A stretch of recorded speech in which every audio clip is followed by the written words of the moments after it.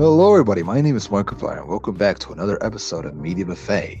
Today, I am joined by a very special guest in the name of Mercury, and I am not actually Markiplier, but rather Pancakes. Today, we will be hosting an episode.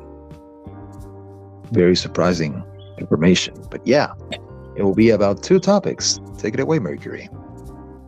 Okay, so again, Pancakes is the intro.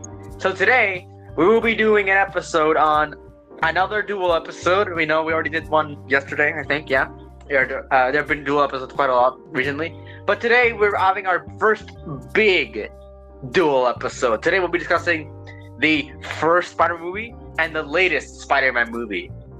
We will be discussing the first movie in Tobey Maguire's trilogy, Spider-Man from 2002, and also Spider-Man Across the Spider-Verse. So, yeah, quite a lot of history here. So again, like I said, the first Spider movie and the latest Spider movie. So we're gonna see. We're not gonna compare the two. It's just gonna be a review on both from me and Pancake's side. And yeah, so without further ado, let's begin. I wanted to compare the two. I mean, I guess you can at the end, but fine. If at the end when we're all done with saying our thoughts on both, you can compare the two. I'm not gonna stop you. Testicles. Oh shit. Espérate. So, yeah. Again with the notes. So let's start with Spider-Man 2002. We're going release order. Spider-Man 2002. So, unlike we usually do, we're not gonna talk about the CGI. We're not like the first point is not about the CGI. Instead, this is the oldest movie we've ever discussed on the podcast. There's no way. It is 21 years old. It is old enough to drink in the United US. States. Yeah. Well, everywhere except where the legal drinking age is 22, which I believe is like 2 countries. Oh, and wherever alcohol is banned. Yeah. So it is the oldest movie we've ever discussed on Media Buffet, surpassing Iron Man's current age of what, I think 15, 16 years? Yeah. No, like 14. No, 15. It's 15. 15 years old. Yeah. Iron Man's current age of 15, and at the time we made the Iron Man episode, he was actually 13 years old. So, yeah. This is the oldest movie we've ever discussed on the podcast. So instead of talking about how the CGI is and all that, this is before the whole thing. So instead of that, we're talking about how it holds up in its effects. So, Pancakes, how do you think Spider-Man 2002 holds up? Honestly, given its time period, I do consider Spider-Man to be a really great movie because not only does it encapsulate the classic Spider-Man like storyline pretty well, but it also establishes elements from director Sam Raimi's trademark directing style, because it provides Spider-Man with the dramatic effect that was missing in the comics, because you can't feel effects through comics. You just can't do that. And that's one of the things that I believe that made it a really successful movie. Yeah, and just talking about the CGI in general, it has, sure, it looks like it doesn't CGI, but it's very surprising it doesn't CGI. It's very much still ahead of its time for that time period, It's ahead of its time, and otherwise, it does hold up very well. I feel like, sure, the movie is cheesy. It's a very cheesy movie, and some things may not hold up as well. Certain jokes might not hold up as well, and certain things may not hold up as well. I don't really remember. I watched the movie quite a bit ago, but like this, the effects hold up. There are certain hiccups of the effects, like the infamous scene where Spider-Man is just a mannequin, and you can tell it's a mannequin, and Mary Jane's hair is blowing in the wrong way. Yeah, those were your technical goofs, but hey, it's 2002. Who cares? Yeah, and that was a goof back then. It's a goof right now. But even then, its practical effects are also really impressive. It's a very Spider-Man 2 really revolutionized the superhero genre because Oh yeah, back then, wrong way hair definitely revolutionized effects. yeah, it did. You know why? Because it made Sam Raimi pay attention to where the wind blows for next movies. It's actually crazy. But yeah, so what I want to say is that it's very revolutionary, kind of like Into the Spider-Verse was, and kind of like Across the Spider-Verse is to a certain extent. Into the Blackverse. Okay. But it did revolutionize the genre because what do we have back? What superhero movies were out back then? I mean, back then, Batman and Robin recently killed the superhero franchise. All that we had were the Blade movies, which got worse over time. And Batman Begins wasn't gonna come out for another 3 years. And what other movies came out during the early 2000s for superheroes? I guess there was Daredevil the year after. But I mean, who counts that as a revolutionary superhero? I mean, it's revolutionary in the sense that it made people know that superhero you can't just make a superhero out of anything, I guess. But Daredevil did become a popular superhero after that. That's cool. So yeah, I mean, Spider-Man did revolutionize the thing because, hey, if we didn't have Spider-Man, we probably would not have the MCU. Because Kevin Feige did work on the Raimi trilogy. As what? A producer or something? I think. I know a surprising amount of information on the 2002 film, but not about the actual film, but rather the nature of its promotion material right before the movie came out. And I think you know where I'm going with this. So basically, right, you know how movies tend to advertise them coming out months in advance, right? Yeah. In what month did Spider-Man 2002 come out? I think it was a summer blockbuster. Yeah, May 3rd, 2002. Yeah, so basically, production was being done from like early 2000, and basically, infamously, in fact, there's a trailer for the Spider-Man film where Spider-Man is like where like a crime is happening, and at the end Spider-Man shows up and ties up the criminals because he traps them in like a taxi they're traveling in, I think. And basically, you know that thing Spider-Man does usually in the comics and games where he webs up the guys and leaves them hanging like a cocoon? Yeah. Well, he did a similar thing. They left them hanging in like the Twin Towers, the World Trade Center. Yeah. He left the car in which they were in hanging in between the two Twin Towers, like the wire. But yeah, man, I'm pretty sure you know what happened since then. So they had to recall that scene from movie theaters, and not only that, they also had to remove quite a lot of shots in the actual movie, especially when the skyline is visible, because they shot many of the scenes pre 9/11. So like, of course, they're gonna have to digitally alter it. And there were also a number of posters for the movie that were made beforehand that actually have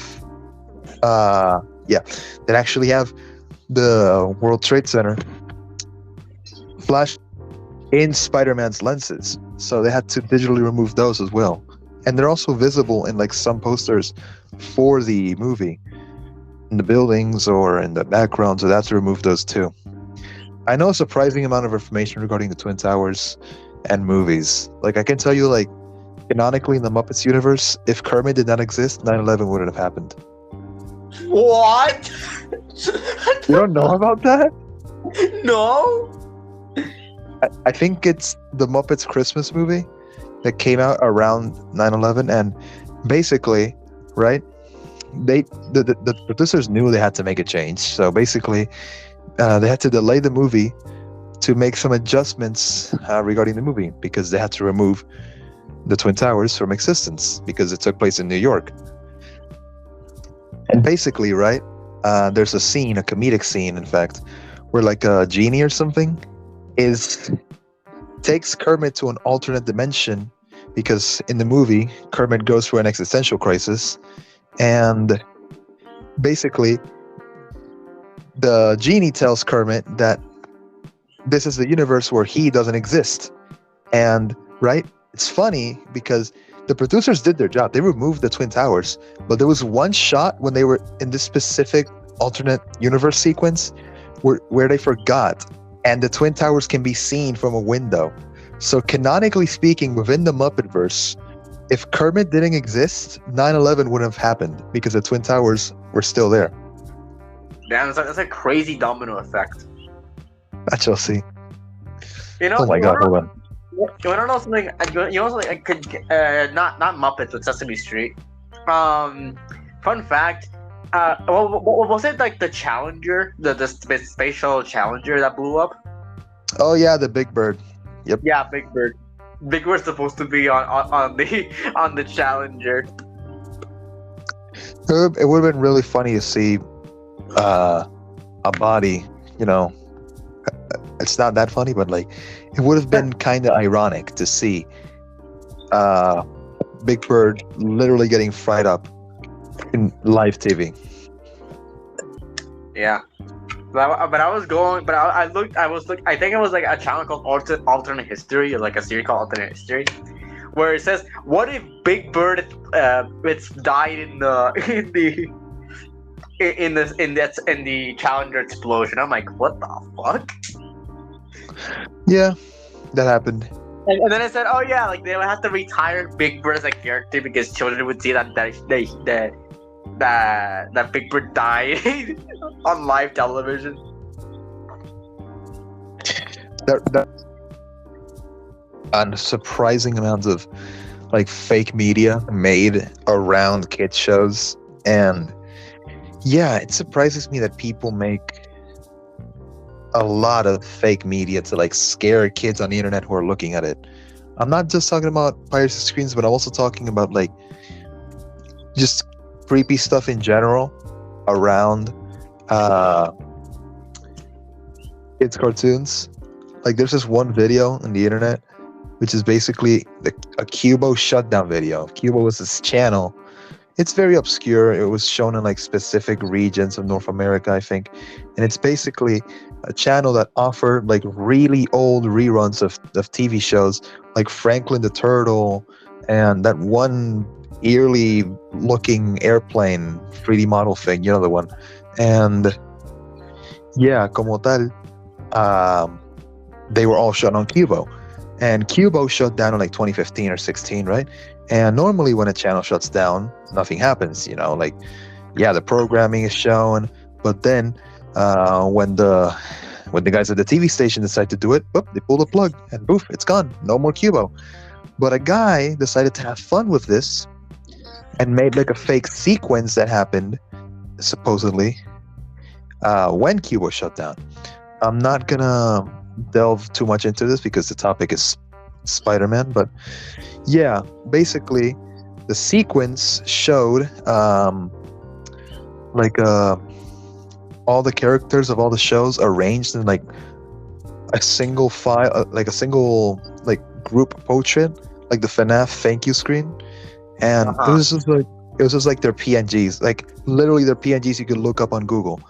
And yeah, it was pitch black, and I think it was like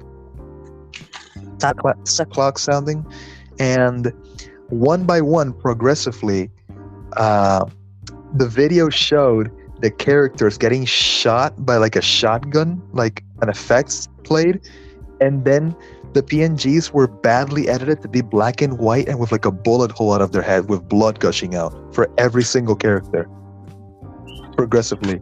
And then at the end, it showed like a creepy mess. Oh, and the cherry on top, right? It's what makes it funnier.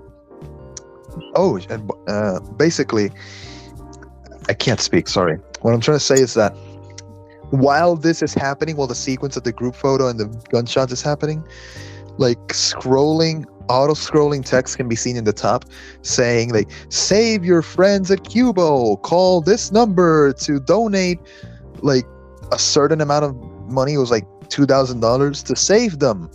And it was basically like a skit to scare kids, like that video.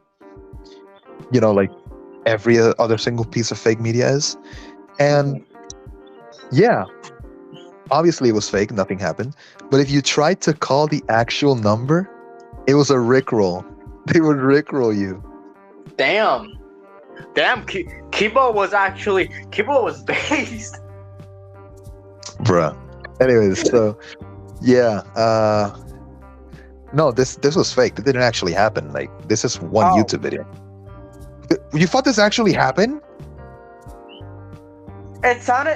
Look, man, I grew up I pretty much grew up in like deep internet, right? Sadly, I'm one of those people that's been exposed to really bad shit on the internet. Dude, same. Have you seen the Tom Price video? Who the fuck is Tom Price? I've seen a video of like head off, but like you don't want to know. Anyway, so not back on topic, but back on the subtopic that we were talking about. Basically, yeah. Dude, this didn't actually happen. We're talking about like an obscure channel for like obscure cartoons, like fucking Franklin the Turtle, the airplane cartoon. The most known cartoon from this channel was probably Barney, and they didn't even have the original rights. They just had rerun rights. So, like, okay, I'm asking, like, did a guy actually do that, or it's all like a rumor? It's not, dude. It didn't actually happen. It's a spoof video that someone put on the internet. Oh, okay. It's on YouTube. You can look it up. Like Cubo shut down. I see. No. Okay. So, I said it multiple times that it was fake. I was going under the impression that, like, you were just saying something like some guy did it because I was one of those people that like just straight up knows that people did this in real life. Like, there's this ongoing case about this person that nobody knows the identity of, but that it played, but like a video, like an advert, not an advert, but like an alert for a missing persons went up in like the 80s or in the 80s for a person, but they made the picture black and white and literally unidentifiable. So, and it was like late at night and kids got scared because of it. So what you're saying to me, I'm like, I'm straight up like yeah, that's like something that would happen, because hello, not only have I seen those things happen in real life, I've also experienced creepy stuff on the internet when I was a kid that really did scare me. So I completely 100% believed that whatever you were saying. No, I told you multiple times during my explanation that it was fake. So basically, in summary, Cubo, obscure channel for obscure shows except Barney, and basically they did like a spoof on when they shut down. They did that sequence of like the photos and PNGs. Oh, save Cubo! And it was like their PNGs getting progressively shot by a shotgun, and then like their PNGs turned black and white with like a badly photoshopped gun wound in their heads. And yeah, and it was like a timer, and then like the number, call this number, save Cubo. And when the timer ran out, with what I was getting to, when the timer ran out, like class corny messages started playing, like, you know what you did. We're gonna find you. This is all your fault, stuff like that. And yeah, that's it. That's literally all that happens. But yeah, Cool. that part is real though. Like, if you called the number, it would rickroll you. Dead ass. Does it still work? I don't know if it still works. I think Probably it did, but I don't know. Look it up. Let's look at. I'll show you after the episode, like Cuba shut down, whatever. Yeah. Okay. So yeah, going back to Spider-Man. Let's figure out how it holds up. I think it holds up very well. It still lends itself to, like, being watched. It's still a very good movie. There, like I said, there's some things that don't really hold up as well right now, like the infamous husband joke. Which one was that? It was remember, like, the wrestling scene Uh-huh. where Peter says to the guy, I forgot his name, I think it's Bonesaw or something. Like, he says, "That's a cute outfit. Did your husband make it for you?" Okay, that joke is still funny. You cannot tell me otherwise. It's a poorly aged. Yeah, considering considering the I can't fucking speak. The time period. Considering the time period, yeah, it And did not considering age today, well. it didn't age well. But some things in the movie, like the CGI, when you take into account it's a 2000 movie, it did age well. It did age very well. And I gotta say, just something, the CGI for 2002, 2000 to 2007, where Spider-Man 3 came out, evolved dramatically. Like, they don't look like sure, Spider-Man 2 CGI is great, but like it's pretty good for its time. But like, when we get to the late 2000s, it's even better. The CGI just gets even better. Yeah, I can definitely tell you that. Like, the 2002 Spider-Man definitely still looked like a mid-90s CGI movie. When Spider-Man 3, for example, 2007, actually looked like an HD movie. Like, it progressed a lot. Like, 2002 looks like a 90s movie, like a good 90s movie. You know what I mean? Yeah. It's like Jurassic Park levels. Maybe I'd say. actually. Okay. Maybe like below Jurassic Park, like just a little bit below Jurassic Park. Jurassic Park is like really good for its time. Oh yeah, definitely. But yeah, I don't know if we can really discuss more about how it holds up. I think we discussed very much how it holds up. The acting holds up too. Like, deadass, the acting in itself, not the lines, the acting really holds up, especially Willem Dafoe, for example. And, Willem Dafoe's good. and whoever played Aunt May in this movie. I think it's Rosemary. I think it's Rosemary Harris or Hill, whatever her name is, but she's still alive. Oh yeah. So yeah. Yeah. Do you know by any Speaking of the chance? Do character- you know by any chance where she lives?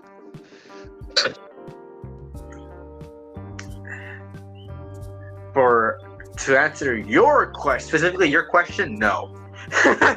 Aw, I wanted to show her that with great power comes.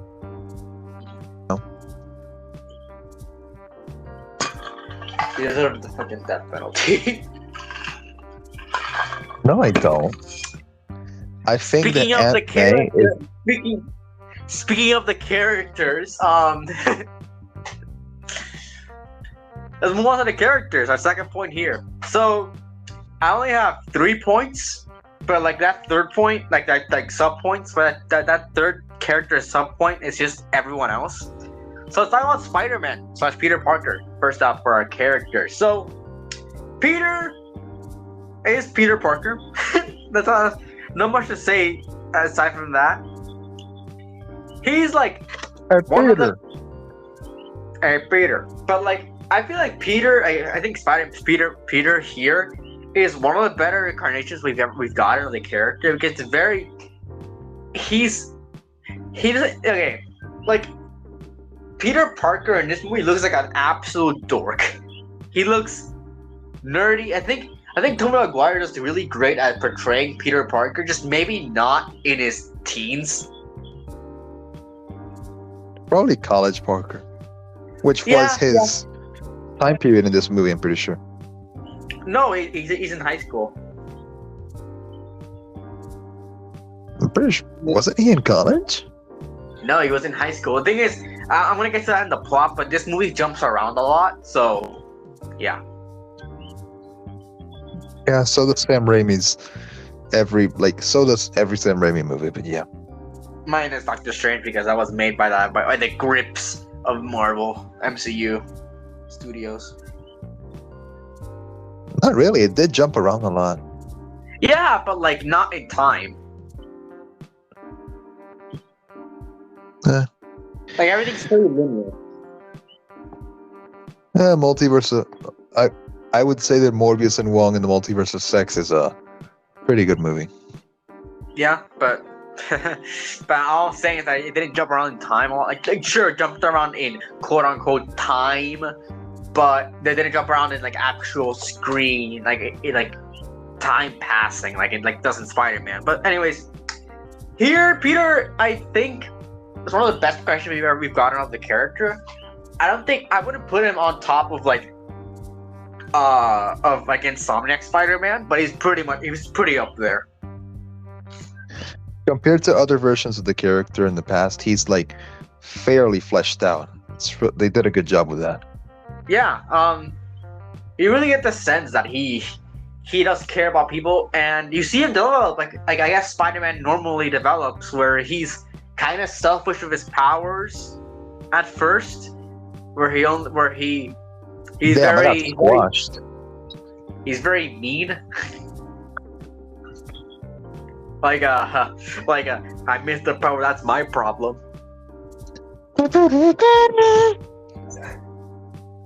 That's 2 movies from now. I don't care. Yeah, like he's very mean at first, and then he develops into this character, into like much more what we consider Spider-Man to be. And even then, like we get the moral dilemma with Norman Green Goblin, and him finding out. I don't remember when he finds out that Norman is Green Goblin. I'm pretty sure like at the end. I'm pretty sure it's that like at the scene where he says, like, join me, we could be saviors, some shit like that. I don't know, but it was definitely after that. I'm pretty sure it was at that scene. I don't know, but yeah. So I'm pretty sure it was the end fight, but yeah, like that didn't really get fleshed out as much as I like. Sure, we're talking about the first movie where they didn't really know what they wanted. They didn't even know what they had in their hands. So I feel like Norman's, like Spider-Man's relationship with Norman didn't get fleshed out as much as it probably should have. Like the dilemma between Spider-Man and Green Goblin, and having Peter and Norman be friends, sort of like acquaintances. They know each other, kind of like family. Like we had this scene in with them at like Thanksgiving. But yeah, like I think we should have, if we were gonna, I feel like they should have had the reveal for Norman a bit earlier, so we really get the sense, and like the personal impact Green Goblin's reveal would have had on Peter, instead of just having it for the end. And it not really mattering. It should have mattered a lot more later on, but I feel like it should have mattered more on Peter here. But you know what? That gets fixed in Spider-Man 2. I have not seen Spider-Man 2, and I have not seen any of the movies aside from this one. Yeah, I know, fucking crying. You deserve the death penalty. I have not watched anything. I have before doing this episode. Actually, kind of not before. Before watching the first movie, I have not watched any of the Sam Raimi movies. I know I've watched 3, some parts of it, but I didn't watch it completely. I had it on it's a VCR where you get to like record things from like live TV. Yeah, I had it on VCR. You deserve the death penalty, like right now. Yeah, probably do. It's a crime I haven't watched the movie, but hey, I get to experience like Breaking Bad. I get to experience it as we go on. Just saying. You get to hear my raw, unfiltered reaction to these movies. Raw. But yeah, Spider-Man, I think. Do you have anything else for Spider-Man? Like Peter? I know who Peter is. Okay, yeah, but like, anything to add about his character? Any comments? I missed the part where that's my problem. Cool. Also, Green Goblin. Green Goblin is the best character in this movie. He is so goofy, but it's also one of the better characters. I would say that's completely false, but yeah.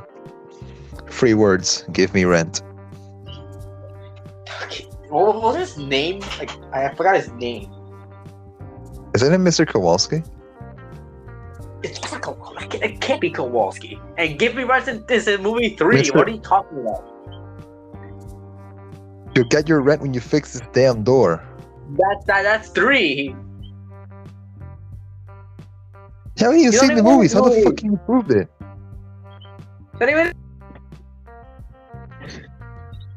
You haven't even seen Spider-Man 3. How can you tell? Because I'm not dumb. I've seen like clips of Spider-Man 3. I'm not like I'm not like I'm not like totally like not spoiled on what happens in Spider-Man. I know what happens in Spider-Man 3. It's just I haven't watched it completely or at all. And the Spider-Man 2, and I don't know that much about Spider-Man 2, but I know the ending, kind of, and I know the like a little bit of it. Aside from that, no. And his name is. Let me check. His name is. Let's see.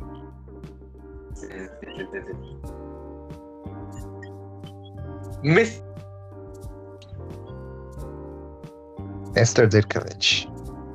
Sounds like a very Mr. Ditkovich name to me. Why is it trying to? Kitty. Oh, there we go. Hello, can you hear me?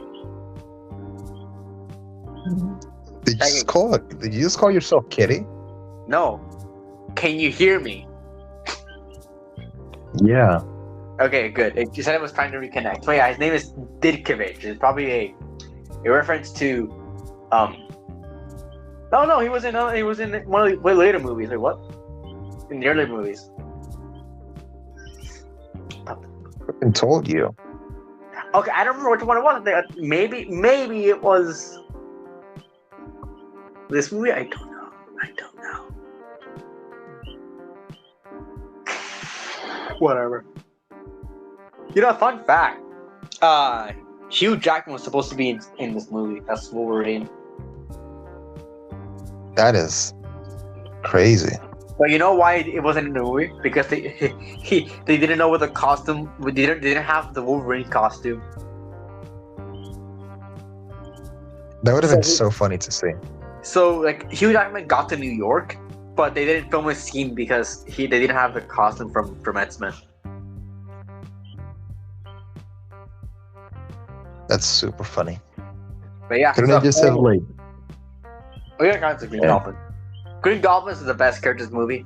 I love Norman Osborn Green Goblin in this movie. He is one of the best villains. He's probably not as good as what Otto Octavius I've been told is in the next movie, but he is certainly one of the better ones. One of the better Spider-Man villains because there's not really that many like goods. Like, I mean, there's Vulture in Homecoming. It's the same character in No Way Home, like Green Goblin. But thing is, I don't think he has that much of a. I don't think it's that personal in No Way Home as much as it really should be. I know that Green Goblin killed Aunt May, but like it's not as personal as it is in this movie. But and Mysterio was cool, I guess. The Lizard, I didn't really care for, and Electro, Green Goblin, and the Rhino in Amazing Spider-Man 2. Yikes! I don't even remember watching Spider-Man 2. I think I did, but I don't remember it. Spider-Man 3 had Venom, which is one of the worst Venom incarnations I've ever seen in my life. And Green Goblin and Sandman. Which, I mean, Sandman was cool, from what I've seen. And Green Goblin, fucking amnesia pipe. Got hit by the amnesia pipe. But The yeah, amnesia pipe, Green baby. Goblin- Carajo. He got unlucky. He got hit by that one magical pipe in New York that gives people amnesia.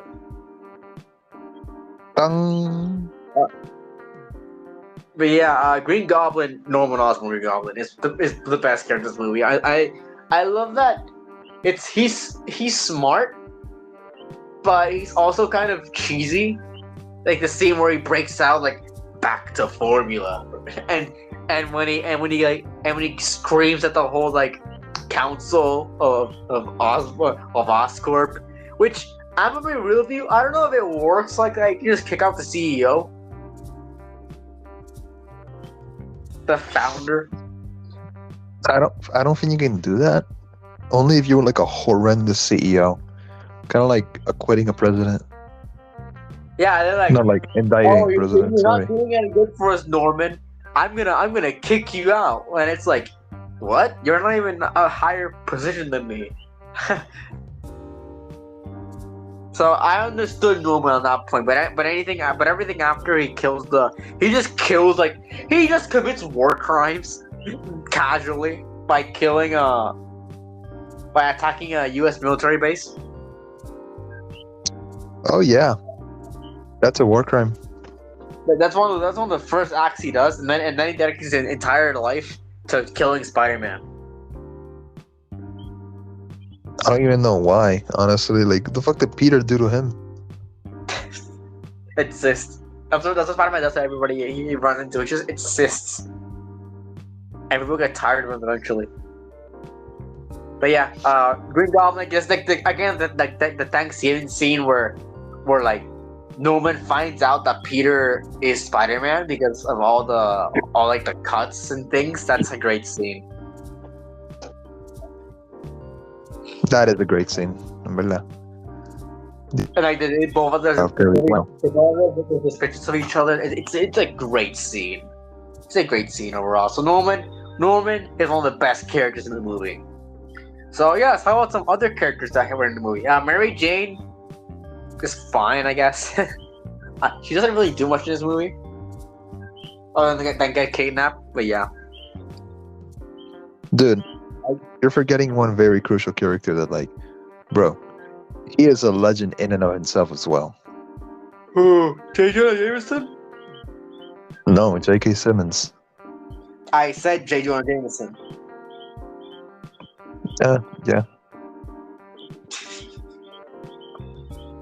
But yeah, I guess J. Jameson. What I like about JJJ is that he is, or Triple J, is that we get to see him sort of being a good person. Like he's a good. He might be mean, but he's a good person at heart because he doesn't give out who takes a photo of Spider-Man. He protects Peter. So sure, he's mean, but he's not like an ass. He's only an ass when he's working. Yeah, but like he knows that you can't that if he gives out the name to Green Goblin, he's just gonna kill him or get him or like get Peter to get Spider-Man. Like, yeah, that's what I like about J. Jonah Jameson in this movie. He's actually like a good person. It's not just mean all the time. Yeah. Wait, hold on. I just realized something. Did they ever put a J. Jonah Jameson in The Amazing Spider-Man? No, they didn't. Holy shit, no wonder it was ass. Dios mío, voy a hablar malo. Damn. You just did. But Sure. but yeah. So yeah, they didn't have J. Jonah. I think they haven't had a debut role in those movies. But yeah, like J. Jonah Jameson's pretty good in the movie. Mary Jane, sure she gets, I guess, some development, but she's not really that central to the plot, aside from getting kidnapped. Diablo, te tiraste un pitch ahí, ¿sabes? Like, I mean, like, tell me anything else she does like, in the movie. Like, she gets important later on, but like in this movie, I think I've watched this so long ago. I know she had like moments with Peter, of like being like they're neighbors, which is the biggest fucking coincidence of all time, you know? Oh yeah, definitely, 100%. They're neighbors, and like she gets advice from Peter, but aside from that, like she gets advice from Peter, and that's almost all the development she really gets, I feel. And the thing is like we are starting off. Sure, she gets more development as the series goes on, of course. But right now, she's fine, I guess. She does get kidnapped and made into and Green Goblin uses her for Spider-Man to as the bride Spider-Man, I guess. Yeah. I don't know how he found out that he like Mary Jane is interested in Spider-Man. I don't remember.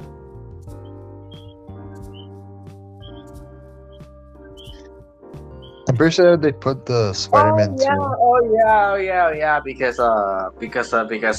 he already found out Peter Spider-Man. Yeah. I'm so stupid.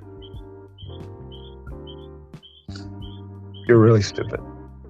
Yeah, I mean, I haven't watched the movie in so long, but yeah, I think Mary Jane, like, she's fine starting off here, but she doesn't really do much other than get advice from Peter, and like she just fits all her most of her problems. I feel she quits the job she doesn't want to be in, and she starts pursuing, I think, as being a performer.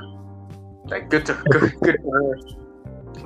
But after that, like, she shows up for a few scenes and then gets kidnapped. So, you know, like, not much to say other than that. Uncle Ben, as always, is a chalk outline. Uncle Ben, what happened? Squid Games. Yeah. What else is there? What other characters are there? Oh yeah, Harry. I guess Harry starts off being a character at the end, I feel. Now that he has that vengeance. I didn't find out. Fun fact. One of the moments that Harry had, I don't know if it was in Spider-Man 3 or Spider-Man 1, but that scene in the theater when he was looking at Peter weirdly. That was 3. That got turned into a JoJo meme. That ass. Really? Yeah. They turned him into Kira. Like, oh my god, the game broke again. Motherfucker. Anyways, yeah, he got turned into Kira, but like, the late part 4 Kira. The bald Kira. The bites the dust Kira. I don't know what you're talking about, or whatever. Cool. I don't watch JoJo. You really should. Maybe, but we're not right now. Not when you're almost done with it in podcast term, you know. But yeah, I mean, we already did like the first 6 parts. We just got to do like parts 7 and 8. No, you haven't done the episode on part 6 yet. We haven't? No, no, you have not. Really? Yeah.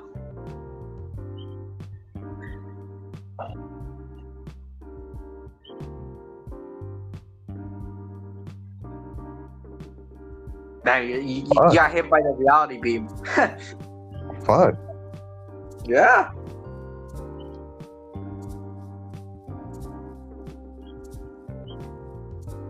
Wait, hold on.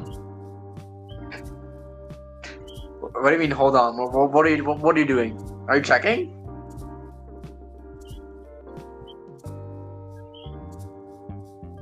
Can you say that we never did the episode again? You never did the episode.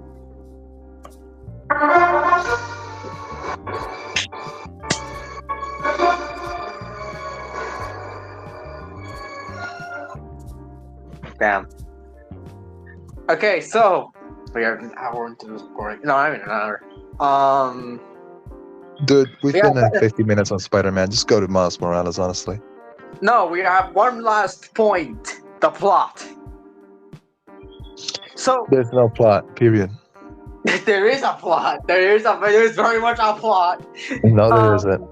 Yes, there is. We'll isn't. We'll get to Spider-Man. We'll get to Miles Morales. We'll get to Across the Virus after this. So yeah, the plot for this movie. I feel like okay, this movie has. I think that what the movie is helped by how it jumps around. It doesn't waste time on giving us a high school Peter. It skips to Peter being an adult and having adult problems, and it's kind of I think that's Spider-Man at its best. Because high school is just kind of not interesting. And how does the story progresses where we see Green Goblin messing up Spider-Man's life and how it kind of messes him up. Goddamn, I can't speak like you. And we see the passage of time and like I said, Norman finding out Peter is Spider-Man and you see how long it really takes. It's honestly, I think it's great. I think the plot here is great, and it's not really much inconsistency.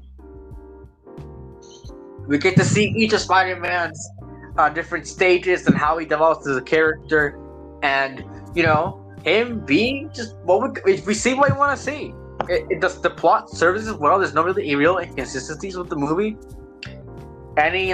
Anything that's really wrong with it is mostly wrong with it because it's either poorly aged or just casting that movie already had bad for it. Like I said, I feel like for the plot's sake, for a character's sake, I feel like Norman's and Peter's relationship should have been fleshed out more after they find out each other's identities, because that's something that really is central to Peter's character.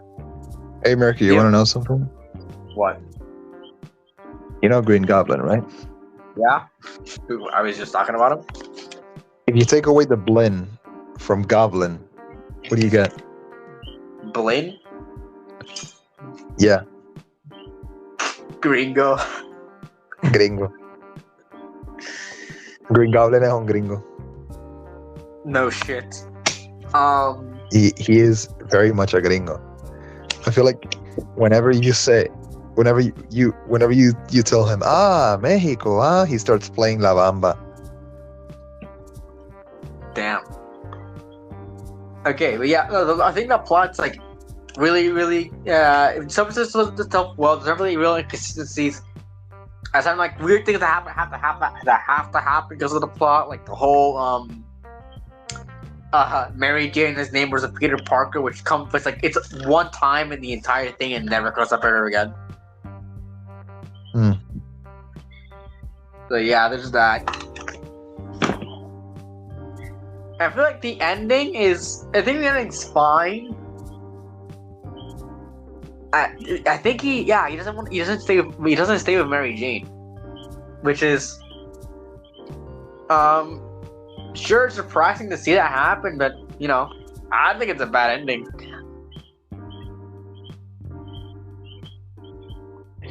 Do you think that if they ever did a Spider-Man 4, like Raimi Spider-Man, would they go into detail why Spider-Man can't get birth? Pancakes. That's a really wild. That is okay. Spider-Man not being able. Oh, wait. Okay, you said Spider-Man not being able to give birth. So Peter Parker. I don't think I didn't know. I didn't know how I would have to tell you this, but Peter Parker is a biological male. Now, biological males don't have wombs, but they can't give birth. Exactly. So why don't they just put that as Spider-Man 4? Boom, end the story. Because it's common knowledge?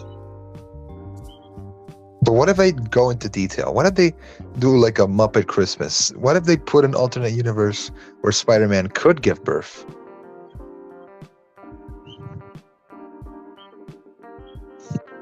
Why?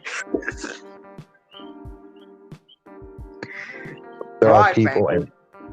there are people out there. Not me, but there are people. And definitely not Sam Raimi.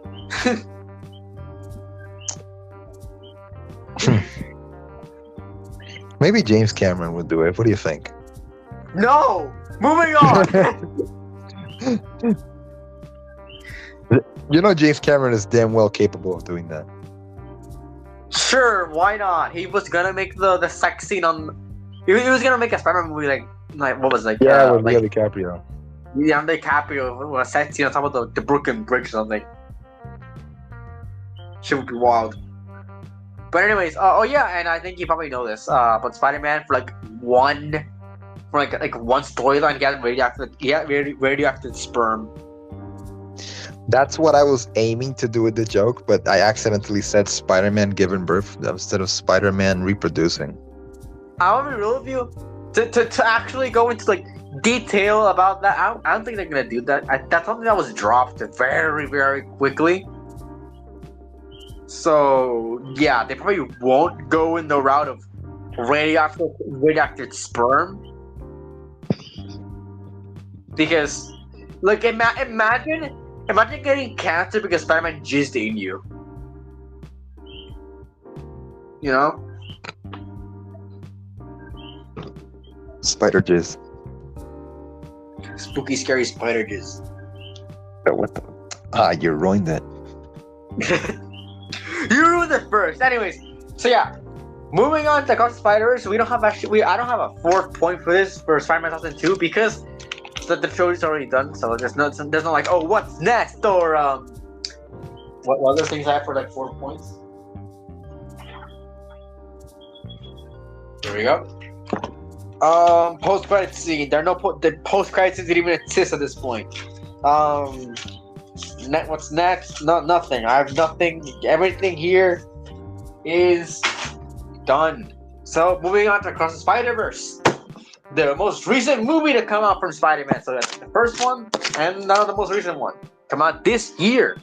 So, like we usually do, I can actually start with this point. Let's talk about the animation, which is one of the biggest points of the movie. So, the animation here is even better than Into Spider-Verse, which was very, very good, and kind of like 2002, it did revolutionize the animation genre. Pancakes, anything to say about the animation of Spider-Verse? We're now onto Across the Spider-Verse. Hello? Yeah, we are on Across the Spider-Verse. Yeah, pretty good movie. Yeah. Okay, we're gonna go into points. First up, the animation. It's pretty good. It does pretty much what the first film does, but a little bit more, especially with 2 frames animation. But yeah, overall, I think it holds up to the original, and it adds a little bit more to the storyline, which is kind of what they were going for. I don't think it just I think it surpasses the original by a lot. Okay, so I think everyone knows this, but Spider-Punk took 3 years to animate, to find out what to do for his animation, and doesn't mean that it takes 3 years to animate him entirely, but it means that they took 3 years to carefully plan out how they want to animate him. So yeah, there's a lot that goes into the animation. It's not just like, oh, it's just the first one but looks better. It's the first one but elevated to even better standards, which is something that is very surprising because this movie is one of the longest animated movies to come out in theaters, and it's 2 hours and 20 minutes long. Which we're gonna get to that later. But yeah, no, like the animation is very, very good. It mixes a lot of different styles, which is really impressive. Like it mixes live action, which is something that, you know, isn't very, I guess, standard to do in like CG animation. Sure, like there's animation in live action, but there's never live action animation. You know? Yeah. Pancakes? Yeah. So it's very impressive what they got to do with this movie, and like I was getting to it. Like its runtime is absolutely insane, and the animation is still very good. Like most animated movies are like having insane animation because they're short. The animated movies are mostly what, like an hour 30, hour 40.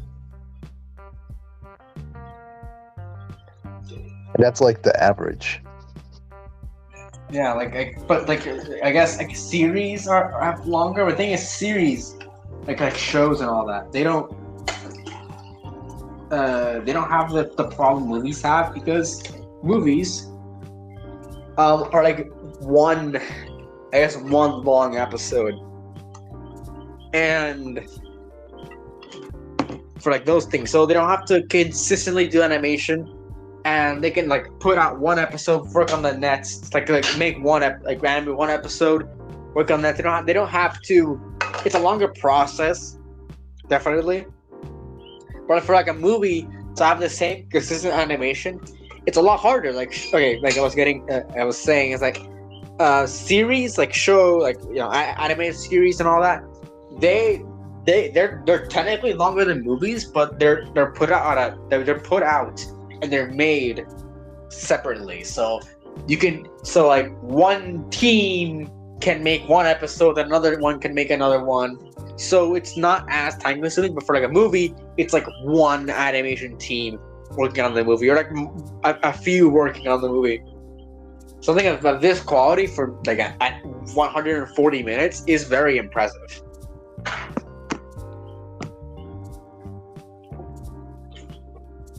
Which is something that I guess, like, I don't know what the budget was for this movie. I think it's somewhere. It's very high. I think it's very high.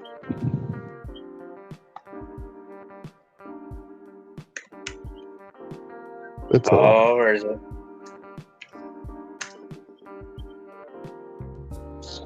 Here we go.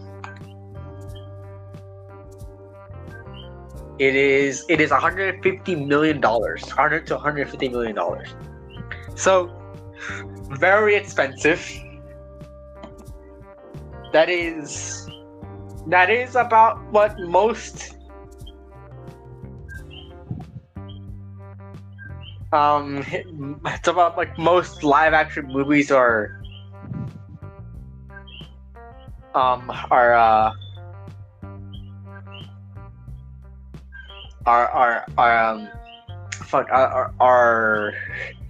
have their budget for.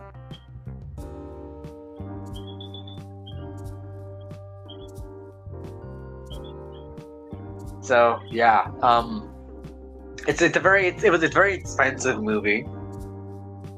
It really was expensive. But yeah, I think it was worth it. It's a very good looking movie. So having all the animations good. Let's get into the characters, the things that have impacted the people the most. By people, do you mean Tumblr users? Because I know several people who would, as one fellow Tumblr user put it, would gladly let Spider-Punk step on them. And by those people, I do mean those people. So let's start off with Miles. So Miles, he doesn't get developed a lot in this movie. We see him finally being like he's full on Spider-Man, and he's stopping crime. We see him fight a bunch of different villains, and it's very interesting. We also see him really develop his own sort of Spider-Man and become start to become his own thing and trying to prove himself to the other Spider-Man. So now, like, the first movie was proving himself to be worthy enough to be called Spider-Man, and now in this movie, and probably the next one, he is proving himself to keep being called Spider-Man because everyone's really downing him. And yeah, we see him develop a lot in this movie. Of course, this is part one, so he won't be really developed for a lot.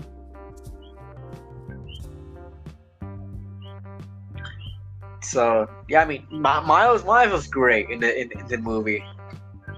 For like part one, I feel like he had development that I think was warranted and set up from the start. And it hurt quite a lot when he realized that he kind of is alone. He kind of is alone. Like this movie experiments with a very down-to-earth reality for Miles, and that is that he might be alone. Well, not literally because he has his family, but relatively speaking, taking the mantle of Spider-Man isolates him, and that is taking a toll on him. Yeah, I mean, like, he misses a lot. He has the Spider-Man quirks that every Spider-Man has. He's always late to things. He misses certain events. He gets things messed up, and we see it affect his life, and it's heartbreaking, really. Because he's really trying his best, and and people are doubting him. His whole family is doubting him. And the other Spider-Men are doubting him. People they're keeping information from him. He is. I think this is one of the best Miles here because he has to prove himself and he has to overcome all these doubts and challenges, which I gotta say is kind of like what the character's experiencing of most people on sites, saying like we've probably seen it, like people don't call Miles Spider-Man. They call him Miles. Yeah, but here, I mean, I say Miles and Peter so we can differentiate them, but they're both. But Miles is Spider-Man, and people don't call him that. I feel like here he's not only proving himself to the Spider-Man, but he's also proving himself to the audience that he deserves to have the mantle of Spider-Man. That's pretty much the entire movie's narrative. Yeah. Yeah, it is. Yeah, like we were starting off with the whole thing, so we're gonna see how his character ends up and where he's gonna go after this. And yeah, I mean, he gets a little bit of development here, but since it's part one, not much. The character that does get quite a bit of development is Gwen. Gwen takes sort of center stage this movie. Oh boy.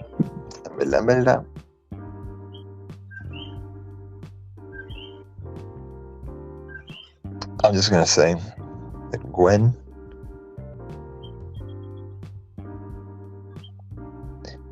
is a really attractive character. Okay. That's all. So that's how I'm gonna put it. So Gwen, in this movie, we really see how being Spider-Woman affects her and sort of her rebellious, like her being kind of rebellious and how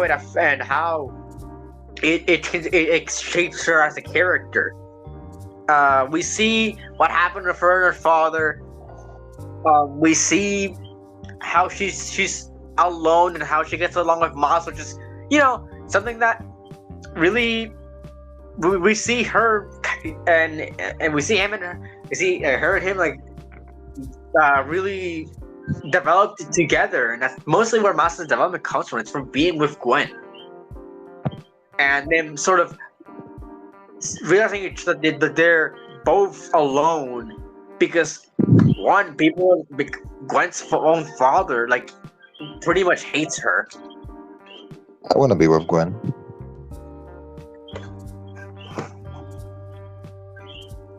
God damn it, Pancakes. just god damn it. But yeah, like Gwen is also alone, but we see her and in this movie like Miles is trying to prove himself, but Gwen is starting to form her own family and like her own squad, her own family that care about her and she cares about them and can really trust. It's really good character development, and we see how other characters respond to this and how other characters influence her to take these actions. It's really great. It is really great, Amanda. I'm pretty sure that I don't know, it's controversial, but I think that Gwen's storyline in this movie was both better and more fleshed out than Miles. Yeah, because she kind of they kind of said this that this movie was supposed to be more like Gwen focused. Yeah.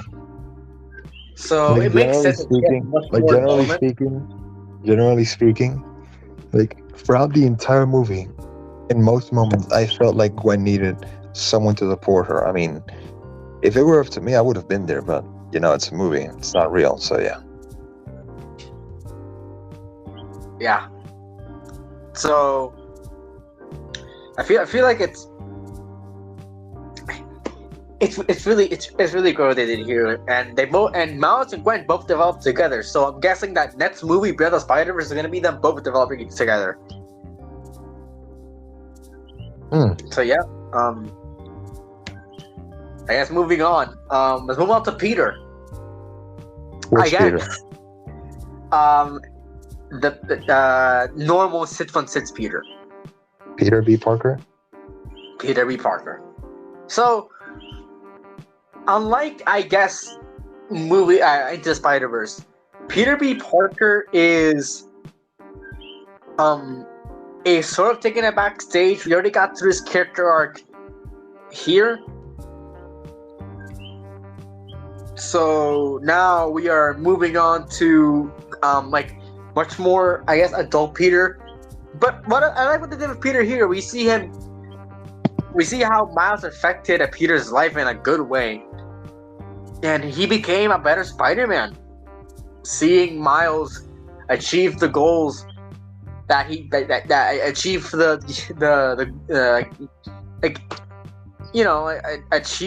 the things that he once achieved so long ago, and it made him become a Spider-Man again. And not only that, but help all the Spider people across the multiverse. It is really impressive a bit of Peter here, but I think he takes a backstage, which is a bit disappointing. But I kind of expected it because I didn't think they would do anything with the characters after this. But some things I gotta really question is bringing a 3-year-old, 2-year-old to what is essentially a battlefield, and they just missed. That's not very good parenting now, is it?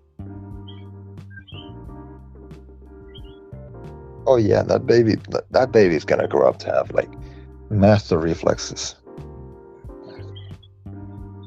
and trauma. Not too. Yeah, probably drama. probably some really some trauma. but yeah, Peter B. Parker here is pretty good, but I don't think he's as good as he was in Into Spider-Verse because again, he's not really focused on here. But he serves as sort of Peter, like the blank slate for Peter. For like every Spider-Man here we see here, he is this one's Spider-Man. Like he is pretty much what Spider-Man, the core Spider-Man is. So he's experienced everything that we see here. So yeah, moving on to the main villain, Spot. It's too late now, Spider-Man. I'm saying the N-word. So Spot is a very goofy villain. He is he's a D-list, C-list villain. You know, he's not popular. He wasn't popular before this movie. But definitely not. Before this movie came out, I wasn't surprised that Spot was the main villain. But what I was surprised at was that Spot was gonna be the main villain. I thought that Spot was gonna be like a side villain before the movie came out, but no, he's the main villain, which is very, very interesting. I gotta say, Spot's development here is very interesting, but also very goofy. He's at first not taken seriously, which is kind of what I think most people would have thought. I think is very smart what did with Spot here. He's not taken seriously at first, which I think what most people first reaction to seeing Spot is. He's not taking that seriously. Who is this guy? He can create portals. He's just a Dalmatian. You know, he's a really weird scientist guy. You know, people don't take him as seriously. But then when he gets set up, he goes berserk mode. Yeah. So, you know, he grows up to be a menace. But but yeah, I feel like we're gonna see more Spot develop more later on in Beyond the Spider-Verse. But here, pretty good, very solid groundwork with the character. I like the fact that he was retconned to being the guy that gets hit in the head with a bagel. Oh yeah, bagel. He's the bagel guy, which is it's smart. Okay, that's also kind of smart because it's one of the only jokes that people would remember from the movie. Like, oh yeah, where the whole bagel bit and the guy got hit by a bagel. It's actually pretty smart that he became that character.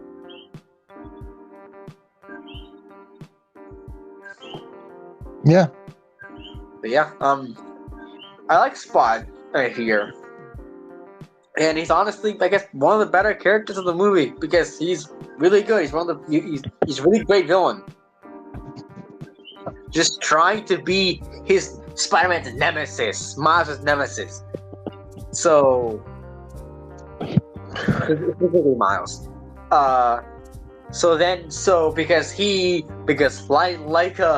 Because like he said, Spider-Man made him, and he made Spider-Man. Yeah, pretty much. So yeah, I think Spot was really good. So moving on to, I think, what is maybe a contention to being one of the better characters in the movie, the secondary antagonist, Spider-Man 2099. Miguel Onalga, let's go. I've not heard that one before, Miguel Onalga. Dude, it's cake. Okay, yeah, but not to call him Miguel Onalga. No, I'd say that's a reasonable nickname for him. It's not a reasonable nickname for me. Fucking Miguel Onalga. Miguel Onalga, yeah. Nah, I did not just fucking hear that. Instead of Miguel O'Hara, Miguel Onalga into the Nalgaverse. Into the what the fuck? That sounds like the final. That sounds like the finishing move Ant-Man on Thanos into the Nalgaverse. Yeah. Like when Ant-Man goes into fucking Thanos' ass into the Nalgaverse. The Taiga verse. Oh my god, yeah. Now you got the joke? Yep. Okay, but Spider-Man 2099, Miguel O'Hara. I think is a pretty good character. He's not okay. Thing is, he's an antagonist, but he's technically not wrong about like things. Spider-Man, like Miles in this version of events, he's not supposed to be Spider-Man. Like, yeah, he's right, but it's not like he doesn't deserve. It's not like Miles doesn't deserve to be Spider-Man. Miles really did prove himself to being Spider-Man, but Miguel, Miguel has his issues. He did see his whole universe get torn to shreds by an anomaly because he was technically an anomaly. So he knows what danger Miles can inflict and what horror Miles can cause, technically speaking.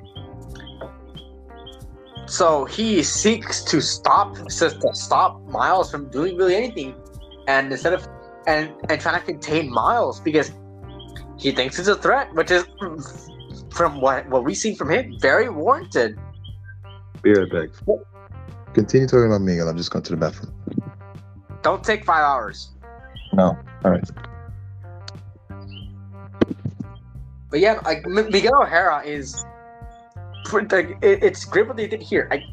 I saw this video and I didn't see it, but I saw like the thumbnail for this video about like how Miguel is right about Miles but wrong about Spider-Man or something like that. And I feel like what I just said really was what the video was about. That Miles maybe shouldn't have been. Maybe Miles wasn't meant to become a Spider-Man, as we probably will discuss later. As we will discuss later on. Miles wasn't supposed to become Spider-Man because in the universe, because the Spider-Man that Miles got bit by was from a separate universe. It wasn't from the universe. It was from Miles' universe, which was in fact teased since Into the Spider-Verse. So yeah, it's great. It was great foreshadowing then, and now we see sort of culminate here with Miguel. With Miguel's Miguel's that whole point. I don't know what's going with Miguel's point. I kind of lost sight of track. I lost my side of my speech there. But yeah, like I said, probably what the video said that Miles wasn't supposed to become Spider-Man, and that's right. He wasn't supposed to become Spider-Man, but it's not like Miles hasn't proven himself to not being Spider-Man. It goes to show what it goes to show what what's it called, that Miguel is a flawed character. He only sees what's really in front of him and what affects him. So I'm excited to see how he grows as a character later on. But right now, he is the antagonist, and he is doubting himself. We see Gwen tell him that they're supposed to be the good guys, and he has to reaffirm himself. He has to reaffirm himself for him to keep being a good guy, which could be great setup for later on. Maybe even doubting himself as to what he's doing. But as we're probably going to discuss later on with the plot, some of his logic doesn't really make any sense.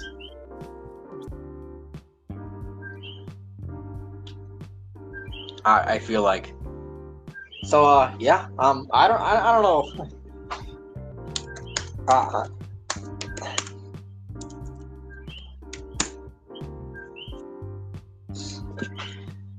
I'm kind of running out of points, but yeah, no, okay, so Miguel O'Hara, like I feel like he did change quite a bit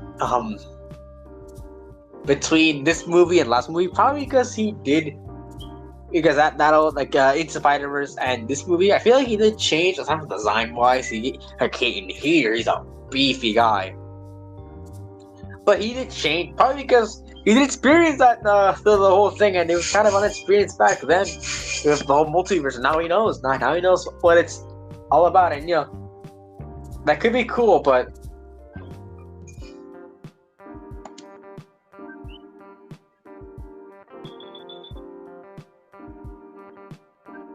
I don't know how it's gonna.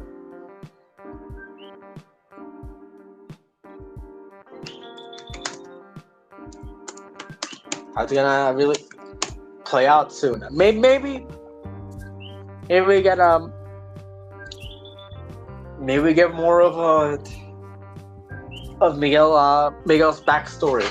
I don't think we will. I think it's just fine what they do here. But yeah, unfortunately, I am not going to wait for Pancakes to come back from the bathroom, so we can continue on. So, next up is actually talking about, I think, one of the better characters to come out from the movie. My personal favorite character to come out from the movie, Spider-Punk. So, Spider-Punk is Hobie Brown is, I think, one of the best characters in the movie. Mainly because of what role he plays in it.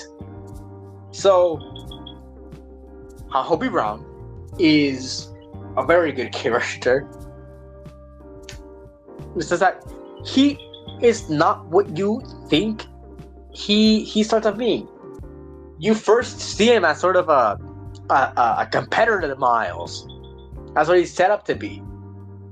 He's set up to be a competitor to Miles because, hey, he is very good friends with Gwen, and it's implied that they have a very, very close friendship. So Miles really does like Gwen in a romantic sense, so he sees Hobie as a bit of an obstacle in that relationship he wants to have with Gwen. So we see him sort of we get him played out like that, and even then his dialogue starting off is very. It's very like close friendship-y with Gwen.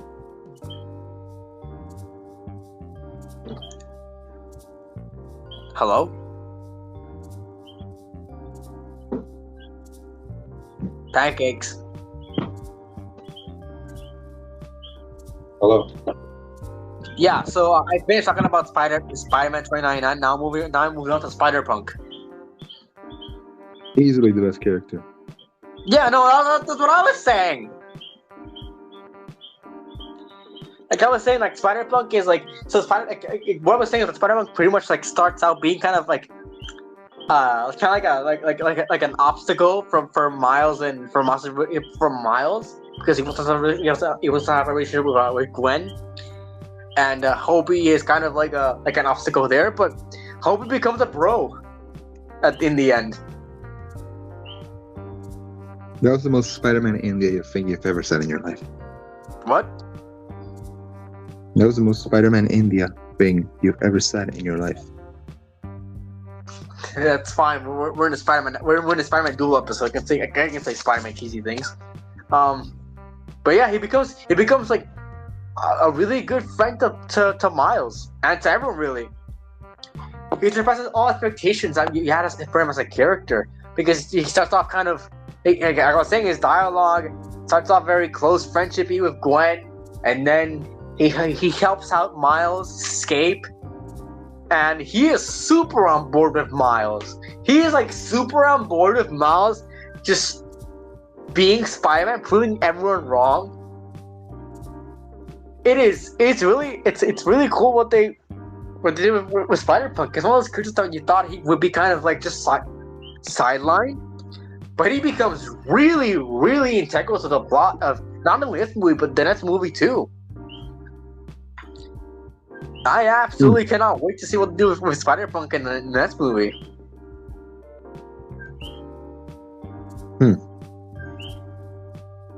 you have anything to add about Spider-Punk? And since you missed most of the discussion about Spider-Man 2099, What? do you have anything to add about about Spider-Punk and 2099? Did you miss kind of all the discussion? Spider-Punk is the best character, aesthetic, yes, screen display. He is easily, yeah, people sitting on him, people wanting him to step on them. Okay, so now we move on to other characters that really impacted, kind of grew on people. So Spider-Man. Do you have anyone to say Spider-Man India? I feel Spider-Man India didn't do as much as he probably was hyped up to do. He was hyped to be pretty. The first trailer we ever got was of Spider-Man India's dimension of Mumbatan. So, you know, he was hyped to be kind of important, and then he was in there for like that scene, but then he was kind of dropped for the movie, and then he comes back at the end. So I feel like, I don't know what they're gonna do with Spider-Man India. They might do more with him later on, but I don't know. Spider-Woman, Spider-Woman is interesting. So I feel like she runs into the same problem Peter has, but I think worse. So she is pregnant, and With me. what? No! Don't be like Gwen and ask. Don't be like Gwen and ask for Spider-Woman to adopt. I'm the father. You? I'm the father. Oh. Really? Yeah, I'm the father. Any problem with that? That's a fictional character, bro. But it's a real woman.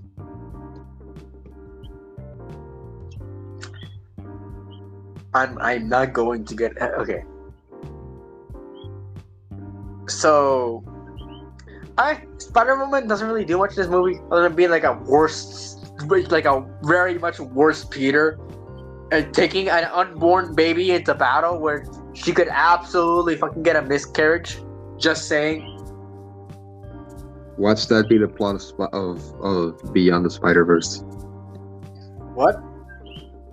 Watch that become the plot of Beyond the Spider-Verse.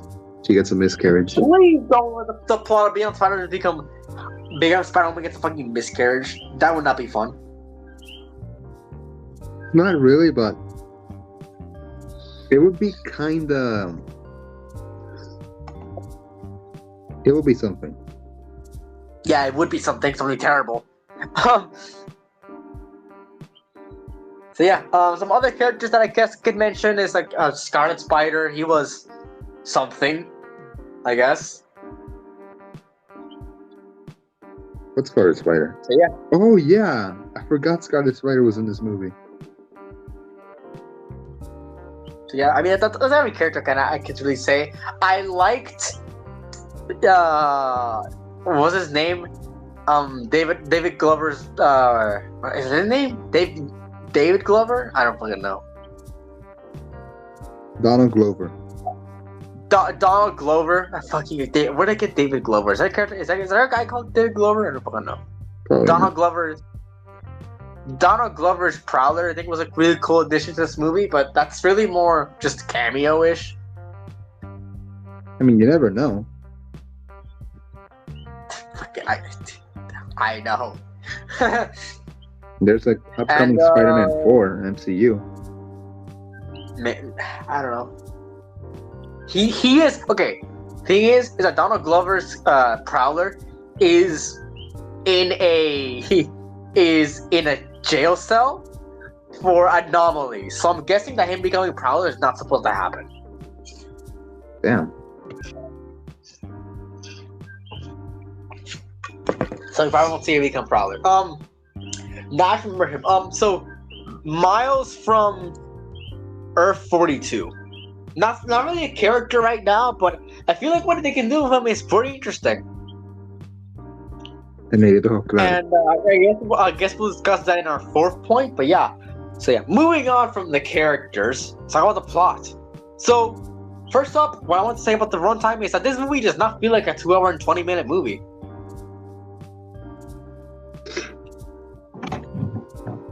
Okay.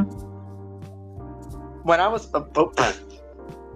watching this movie from the very first time, I guess not the very first time, but first time out of theaters, it didn't feel like there was anything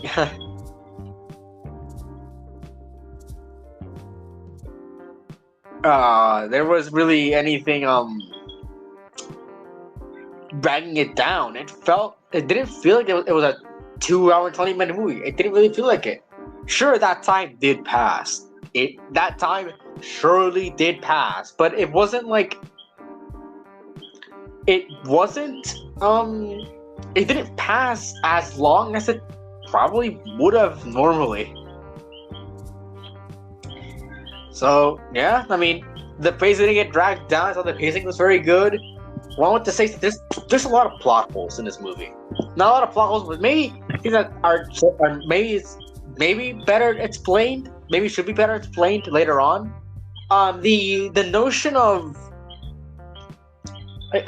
the plot point of anomalies is sort of confusing because Miles is supposed to be an anomaly, and Spot's supposed to be an anomaly, right? Are you there? Yeah. So Miles and Spot are meant to be anomalies. So why isn't Miles' universe just completely and utterly fucked?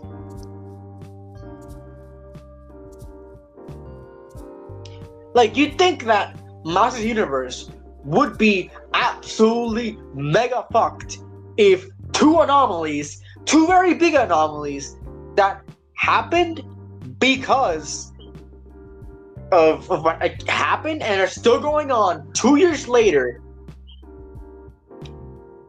And it's not like, okay, it's not like in Miguel's universe, like Miguel's Miguel's universe he places himself in, where it was one change and all that. No, in this universe, it is very big changes going on and multiple anomalies happening at the same time.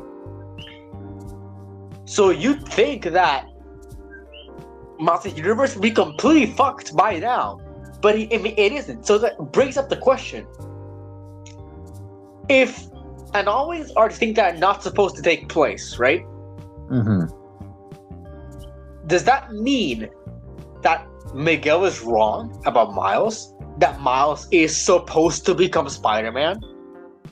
That this Miles, the Miles from the universe we follow, Earth, I think it's officially called 1080B or something, or 1060B. Is he supposed to become Spider-Man and leave the universe that was left to not have a Spider-Man? Was that always supposed to happen? Is Miles really an anomaly?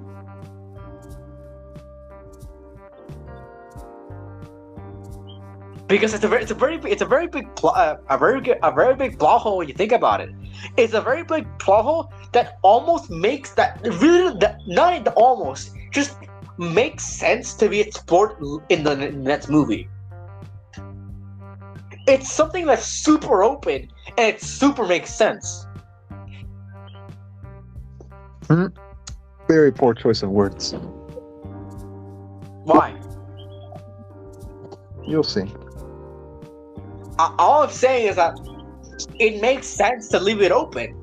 It makes sense to leave it open to discussion because maybe because it reinforces Miles' character arc. 2, it makes you question 2099's entire thing, and maybe 2099 later on questions the entire way of doing it. Maybe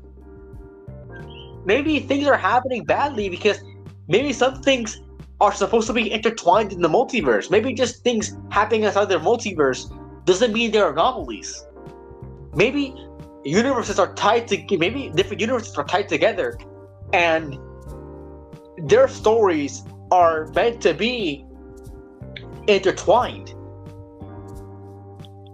Maybe Miguel is just wrong. Maybe it's never explained ever again.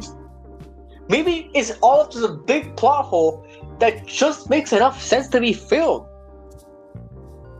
This plot hole is like, it's very deep, but it's like, but we have like enough cement to fill it, you know? It just takes like people to take the cement truck and put cement in there. You know what I mean? You get that analogy? More or less. So yeah, the plot here can definitely, it has a lot of plot holes, but they're very easily explained. And I was saying the pacing is great here. To me, I don't know about you, but to me, it doesn't feel like a 2-hour and 20 movie. For you, did it feel like a 2-hour and 20 movie? It felt like a solid 2 hour, not 220. Yeah, I mean, everything went off super quickly, and you just enjoying I think it's because you were just enjoying yourself the entire way through. Como, eh? What do you mean? Okay, yeah. Like you were having fun the entire movie, and that's why it went so fast. And like the characters and how the world progresses, and how like the twists in this movie are so fucking good. This scene where Miles realizes that he is in the wrong universe is so fucking good. Oh yeah, I did not expect that. And when Miles realizes that everyone knows he's an anomaly. God, the characters in this movie are so goddamn good. When we realize that Spider-Punk is like forming his own like rebellion again, is forming his own squad. Well, it's Gwen, but like Spider-Punk is working behind the scenes to helping out Miles and Gwen. God damn. Just the final act of this movie is pure fucking gold. Oh yeah, definitely. So yeah, I mean, just really, really great. And to cap it all off, before I guess you get to your comparisons, what's next for this? So we know that Beyond the Spider-Verse is coming out soon. We don't know when because it was taken off Sony's release slate, but it's coming out very soon. It's apparently currently going over more voice recording, so that probably means the animation's mostly done. So yeah, what be next for Beyond the Spider-Verse? Like I was saying, maybe more development for Spider-Man 2099, Spider-Punk, Miles, hopefully Miles. Maybe we've all seen. You and I have seen the leaks. We don't discuss leaks here, but we've seen the leaks. We know we're getting more development for Miles, for Prowler Miles. Yeah, that one grappling scene. Yeah, I saw it. I hope we see more of Prowler Miles.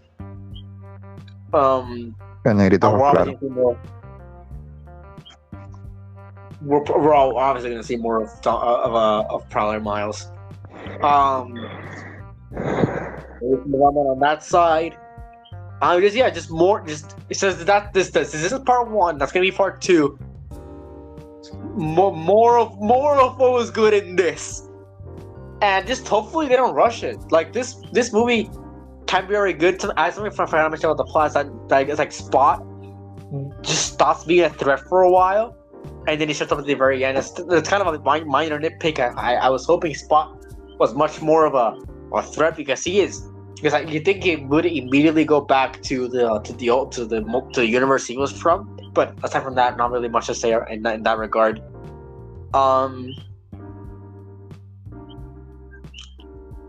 yeah, no. What will be next? It's pretty interesting. We get to speculate about what happens in Beyond the Spider-Verse. It's gonna be obviously, Beyond the Spider-Verse is gonna be a great fucking movie. It has to be. There's no way it isn't. What? That's the Spider-Verse. Beyond the Spider-Verse is a bad movie. There's no way it will be. Beyond the Spider-Verse is gonna be bad? I'm saying there's no way it will be. Can you fucking hear me?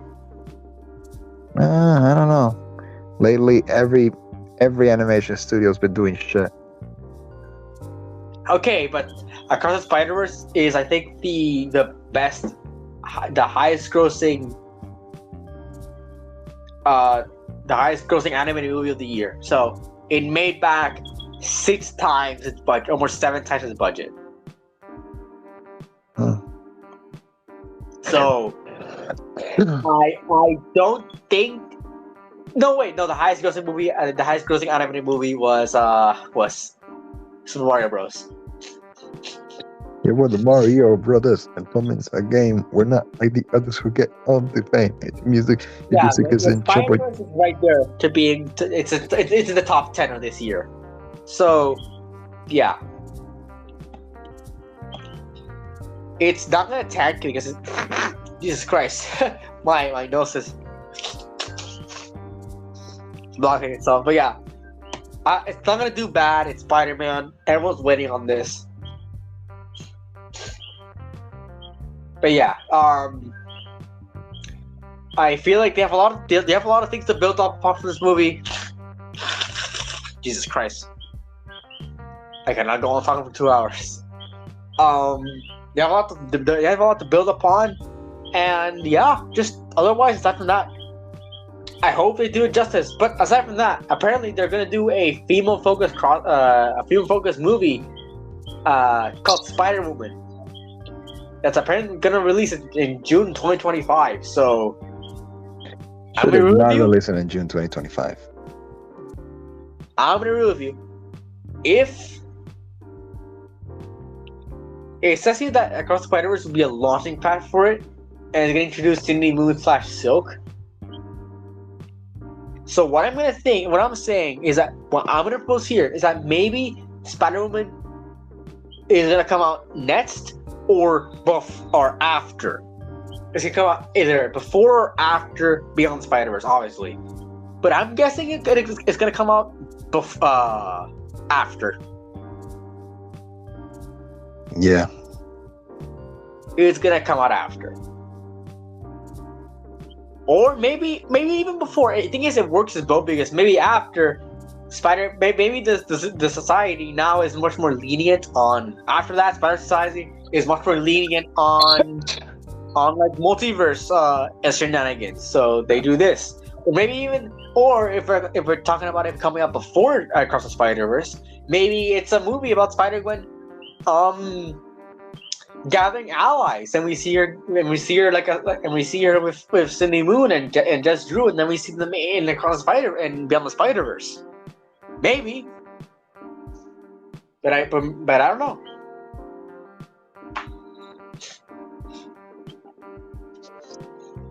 If Morbius isn't in Beyond the Spider-Verse, I'm gonna sue somebody. I hope it is not. I hope he is.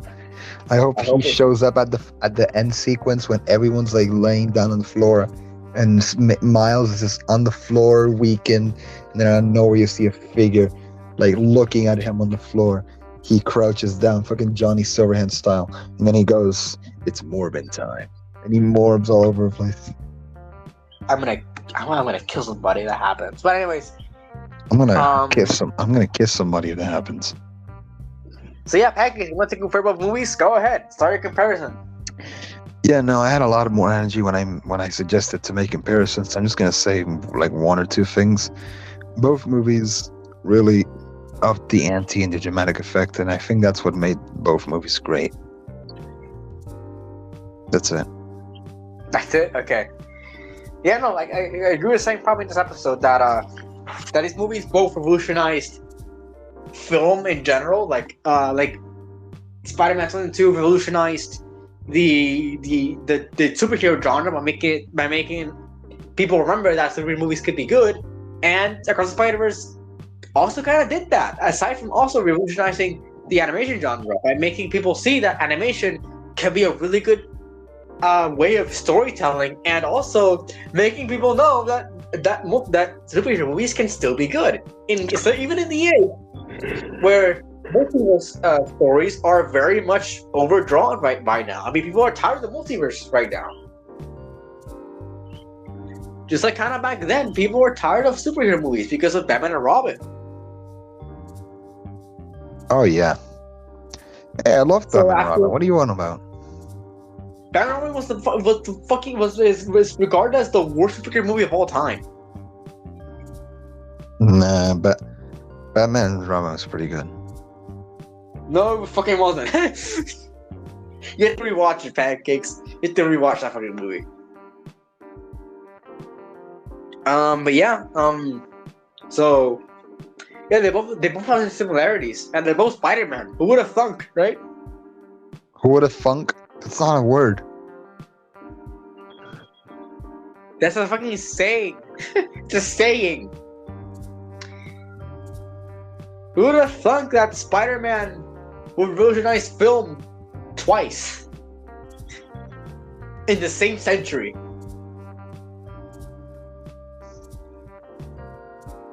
Right?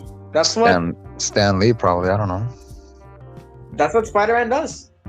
That's what Spider-Man's known for. Revolutionizing industries, people.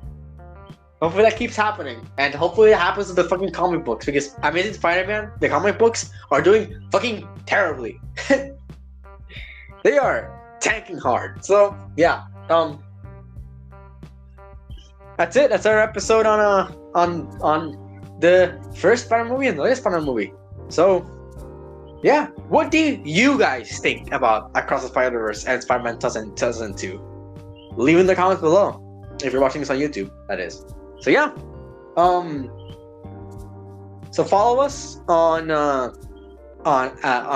YouTube, which is, well, first of all, follow us on our both where we post a podcast, Media Faye on Spotify, on wherever you get your podcasts, and at The Entertainment on YouTube, and also on Twitter at Media_Faye and at The Entertainment with the E at the end.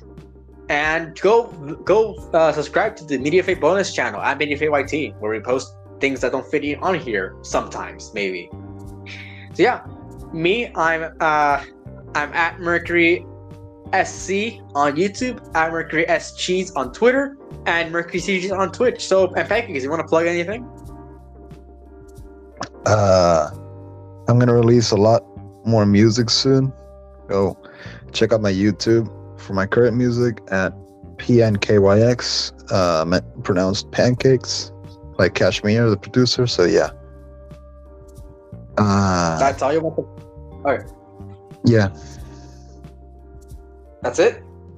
Yeah. Okay. So, Pancakes, say your goodbyes. Your goodbyes. Okay, cool. So that's about it. See ya. I love MILFs.